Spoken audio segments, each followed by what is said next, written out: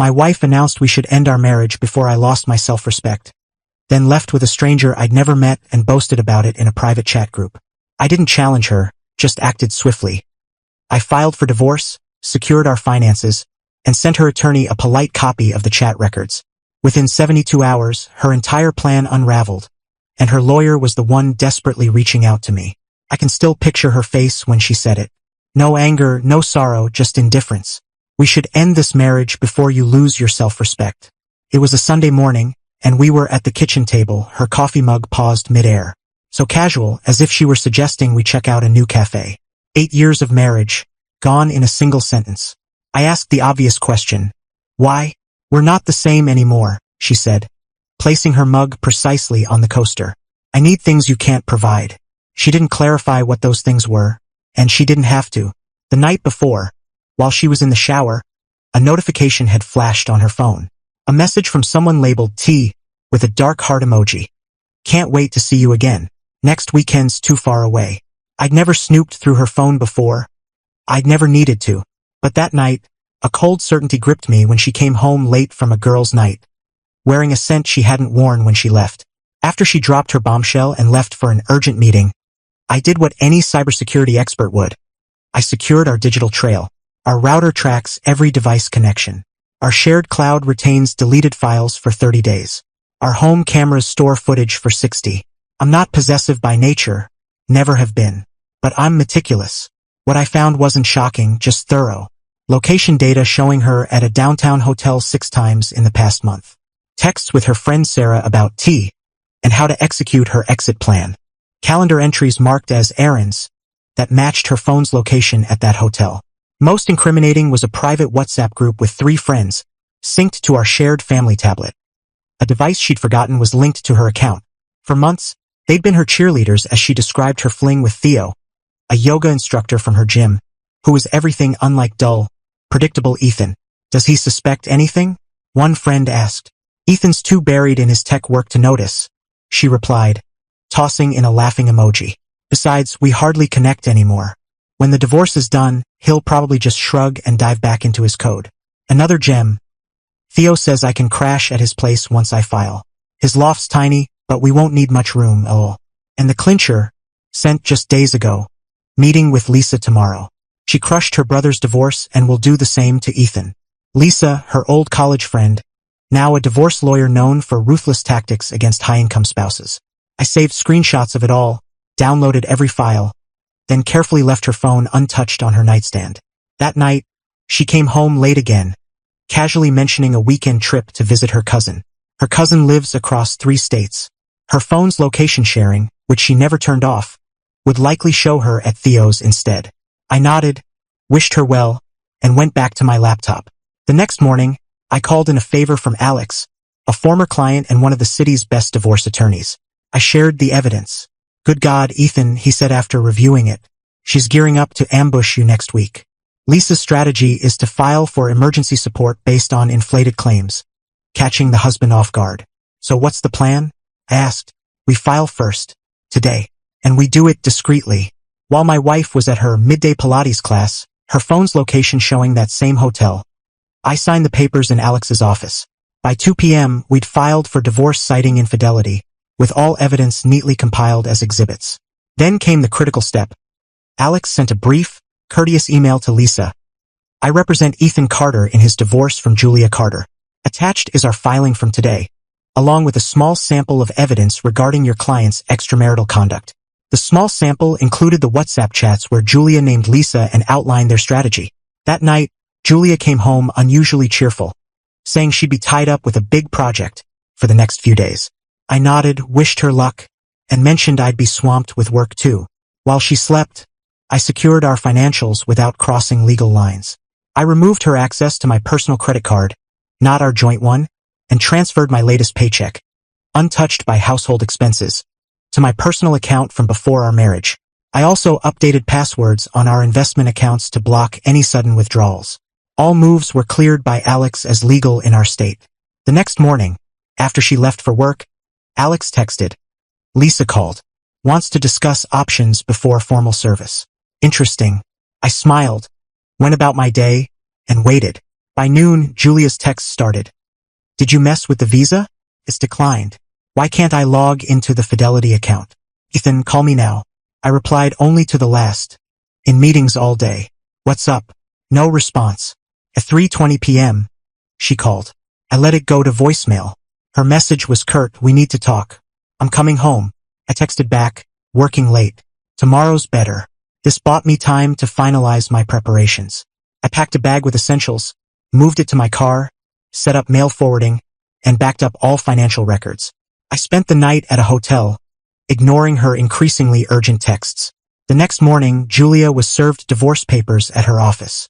The process server said she paled, then rushed outside to make a call. 30 minutes later, Alex called.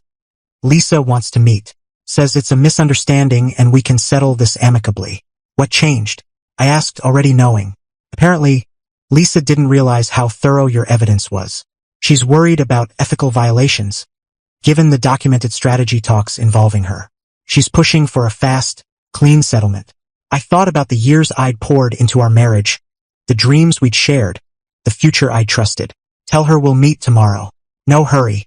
That day, my phone lit up with calls. From Julia, unknown numbers, even her father. I answered none. I checked into another hotel, ordered dinner, and slept better than I had in months. The next day's meeting was quick. Julia wouldn't meet my eyes. Lisa was all business. Alex laid out our terms. 1. Equitable asset split based on contributions. 2. No spousal support. 3. Clean break, minimal drama. 4. Initial agreement within 72 hours to set intentions, with final divorce processing to follow standard timelines. Your client keeps her reputation intact, Alex concluded. My client moves forward without a drawn-out fight. Win-win. After a hushed discussion, Lisa agreed. We'll review and respond by tomorrow. Julia finally spoke, her voice sharp. Can we talk alone? I glanced at Alex, who gave a slight shrug. Nothing to discuss, I said, collecting my things. The papers cover everything. In the parking lot, Julia caught up to me. You went through my phone? She demanded, voice trembling. No, I said. You brought your affair into our home network, which I manage. Into our cloud, which I set up. It was all there without touching your phone. Those were private messages. On systems and accounts I built and paid for, I countered, unlocking my car. Just like you've been with your yoga instructor in a home funded by my work while plotting to ambush me with a divorce. It wasn't like that, she began, then faltered. Theo's not just my instructor. I know exactly who he is, I said. The guy whose loft is too small for your stuff. The one you planned your exit with. The one who's not answering your calls now that things are messy. Her expression confirmed it. You said we should divorce before I lost my self-respect. I continued, opening my car door. Thanks for the advice. I'm following it. Within 48 hours, we signed the settlement. No spousal support, fair asset split, clean break. That was 6 weeks ago. I've moved into a new place, changed my personal email, and joined a different gym. Haven't spoken to Julia since the parking lot. Through friends, I heard she didn't move in with Theo after all. Apparently, he's taking space to deal with his own issues. Translation: he wanted a fling, not a live-in partner. Last week, a handwritten letter from her arrived at my office. I recognized her script on the envelope. After a moment's thought, I fed it, unopened, into the shredder. Some chapters don't need a closing note. Update: 5 weeks later, I wasn't planning to update, but new developments call for it. First, thanks for the support. The comments calling me ruthless or overly strategic made me chuckle. When your spouse is cheating and scheming to blindside you, strategy is the only rational response. Some asked about Julia's family's reaction. Her father called repeatedly that first week, leaving voicemails about saving the marriage and not throwing away 8 years. I finally picked up and said, ask Julia about Theo. The calls stopped. Her older sister, who I was always close with, texted. Heard what went down. She's always been like this. Sorry, man. We grabbed drinks last week. She's still like family, even if Julia isn't. The biggest news. Lisa, Julia's attorney, is facing professional fallout. Apparently, strategizing aggressive divorce tactics with a non-client raises ethical red flags. Per Alex, she's under scrutiny by the state bar. Play reckless games, win reckless consequences. As for Theo, Julia's plan to move in with him collapsed when reality hit. Her sister says Theo claimed he needed time to process, and was dealing with personal stuff. 2 weeks after our divorce finalized, he was already dating someone new from the gym. Julia's been projecting regret through various channels. Another letter, emails, messages via friends. The tone shifted from "you blindsided me" to "you don't know everything" to "please just talk." I've stayed silent, not out of spite, but because there's nothing left to say. Her latest move was sending a package to my office with keepsakes from our marriage. Old concert stubs, photos from our early days, a bracelet I'd thought I'd lost during a move years ago. The note read, "Found these while packing. Thought you'd want them." I donated the bracelet to a charity auction, shredded the photos, and carried on. Some asked if I'm dating again. Not yet. I'm focusing on rebuilding, new place, new workout routine, reconnecting with friends I lost touch with during the marriage. I'm also exploring a career opportunity one couldn't have considered with Julia, who always insisted on staying near her family. The divorce finalized smoothly. The evidence was so airtight her side had no leverage. Did I ever confront her about everything I uncovered? No. The filing and evidence spoke for themselves. Words would have just fueled drama. For those asking about red flags I missed, there were subtle hints. Her phone suddenly password protected, a new obsession with yoga after years of avoiding exercise, outfits I never saw her wear, girls' weekends with vague social media posts. Nothing obvious until that notification lit up her phone. One comment called my response too perfect and questioned if this was real. When your career is risk assessment and data security, precision is second nature. I didn't scream, trash her car, or stage a showdown. I evaluated the situation, collected data, consulted an expert, and acted decisively. Life's not a drama series. Sometimes the best move is protecting yourself quietly and moving forward with your principles intact. Quick answers to common questions: yes, we had a prenup, but the settlement we reached made it mostly irrelevant, as she signed to avoid public exposure of the evidence. No kids were involved, which simplified things. To those saying I should have fought for the marriage, what was there to fight for? A relationship where my wife was unfaithful and plotting to ambush me? That's not worth saving. About the snooping accusations, I never touched her phone after that initial notification. All evidence came from our shared network, cloud, and location data she never disabled. Your digital trail is bigger than you think. Did I suspect Theo specifically? In hindsight, yes.